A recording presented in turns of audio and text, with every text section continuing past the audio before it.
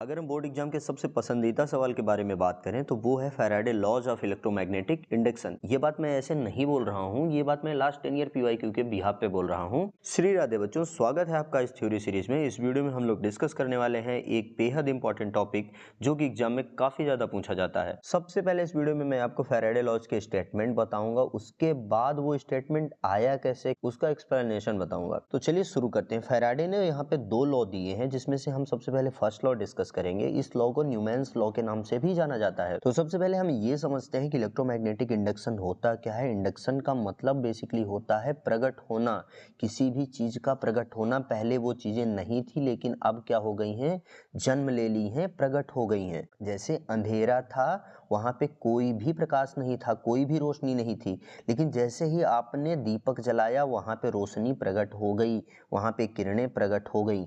उसी प्रकार से मीनिंग होता है इंडक्शन। इलेक्ट्रोमैग्नेटिक इंडक्शन का मतलब ये होता है इलेक्ट्रॉन का जन्म ले लेना, इलेक्ट्रॉन के फ्लो का जन्म ले लेना। मैग्नेटिक का मतलब मैग्नेटिक के कारण इलेक्ट्रॉन का जन्म ले लेना या इलेक्ट्रॉन के कारण मैग्नेटिक फील्ड का जन्म ले लेना, यही चीज होता है या उनका प्रकट हो जाना। फैराडे ने एक एक्सपेरिमेंट परफॉर्म किया और उन्होंने ये बोला कि अगर हम किसी कॉइल को वेरिएबल मैग्नेटिक फील्ड में रखते हैं तो उस कॉइल में एक करंट इंड्यूस हो जाती है। इसका मतलब उस कॉइल में करंट प्रकट हो जाती है, ठीक ना। कैसे प्रकट होती है, कैसे इंड्यूस होती है, ये बात की बात है, इसको हम थोड़ी देर बाद बात करेंगे। लेकिन फैराडे ने अपने फर्स्ट लॉ में जो स्टेटमेंट दिया, सबसे पहले हम उसको देख लेते हैं। फैराडे का हम फर्स्ट लॉ देख लेते हैं। According to Faraday first law, whenever a magnetic field changes which linked with the circuit, an induced EMF developed in the circuit whose magnitude is equal to the negative rate change of a magnetic flux. Faraday ने अपने first law में ये बोला कि किसी circuit में जो magnetic flux link है, अगर वो चेंज हो रहा है तो उस सर्किट में एक ईएमएफ इंड्यूस हो जाता है जिसकी वैल्यू होती है minus times rate change of the magnetic flux. Rate का मतलब क्या होता है, हमको टाइम से डिवाइड कर देना है। तो इस पार्टिकुलर फॉर्मूले से हम उसका मैग्नीट्यूड कैलकुलेट कर सकते हैं। ये हमारा एवरेज वैल्यू के लिए होता है और ये हमारा इंस्टेंटेनियस वैल्यू के लिए होता है। तो ये रहा हमारा फैराडे फर्स्ट लॉ। अब हम इसका एक्सप्लेनेशन देख लेते हैं कि कैसे फैराडे फर्स्ट लॉ आया। इसमें बेसिकली क्या किया गया था कि एक कॉइल लिया गया और उस कॉइल को गैल्वेनोमीटर से कनेक्ट कर दिया गया और एक मैग्नेट लिया गया। उसमें दो सिचुएशंस बनाई गई। एक सिचुएशन में क्या किया गया, मैग्नेट को कॉइल की तरफ मूव कराया गया।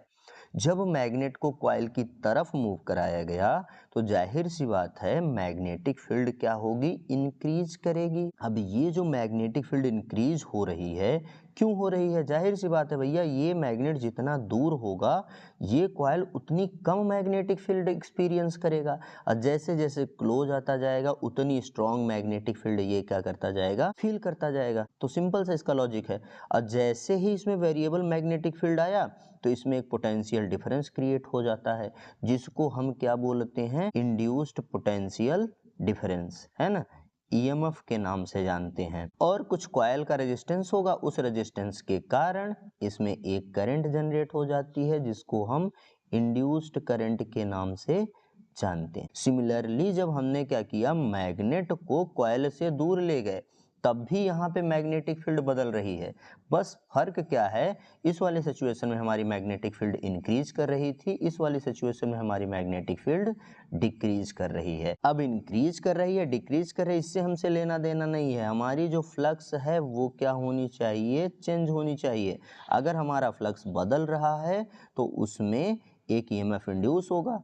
अच्छा, इस सिचुएशन में भी प्रैक्टिकली पाया गया कि हमारा जो गैल्वेनोमीटर है वो डिफ्लेक्शन शो करने लगा, जो कि यही दर्शाता था कि उसमें एक करंट ने जन्म ले लिया है। चलिए अब हम फैराडे का सेकंड लॉ देख लेते हैं। तो सबसे पहले हम क्या करते हैं, सेकंड लॉ का स्टेटमेंट देख लेते हैं। The direction of induced EMF और induced current in any circuit is such that it opposes the cause of its own production. इस स्टेटमेंट का मतलब ये है कि किसी सर्किट में जो करंट इंड्यूस हुई है या जो ईएमएफ जनरेट हुआ है, इंड्यूस हुआ है, वो क्या करेगा, जिस कारण से यानी जिसके कारण से वो जन्म लिया है, वो सर्किट में इंड्यूस हुआ है, उसको क्या करेगा, अपोज करेगा। तो जैसे मान लीजिए यहाँ पे दो सिचुएशन, एक कॉइल है और एक ये क्या है, मैग्नेट है, ठीक।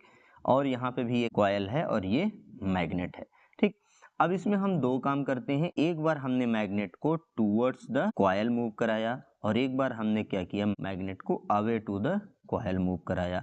अब दोनों सिचुएशन में हम देखते हैं क्या होगा। अब ये जो है, अगर हम बात करें magnetic field of the magnet की जो डायरेक्शन है हमारी कुछ इस तरीके से है। अब इसमें करंट कुछ ऐसे प्रोड्यूस हो जाएगी जिस करंट के कारण जो मैग्नेटिक फील्ड होगी, जो यानी magnetic field of the coil होगा, इंड्यूस करंट के कारण जो आएगा मैग्नेटिक फील्ड, वो क्या करेगा, जस्ट अपोजिट डायरेक्शन में लग जाएगा और इसका क्या करने लगेगा, विरोध करने लगेगा। यानी इस कॉइल में करंट की डायरेक्शन ऐसी होनी चाहिए कि जिसके कारण जो मैग्नेटिक फील्ड की डायरेक्शन आए, मैग्नेट के मैग्नेटिक फील्ड के डायरेक्शन के अपोजिट हो। हाँ, जाहिर सी बात है ये वैल्यू क्या होगी, कम होगी और ये वैल्यू हमारी क्या होगी, ज़्यादा होगी। तो ये रहा basic explanation of the Faraday second law और ये दोनों लॉज आपको आई होप समझ में आ ही गए होंगे। एग्जाम के पॉइंट ऑफ व्यू से काफ़ी ज़्यादा इंपॉर्टेंट है। अगर आप ये लॉज याद रख लेते हैं तो बहुत अच्छी बात है।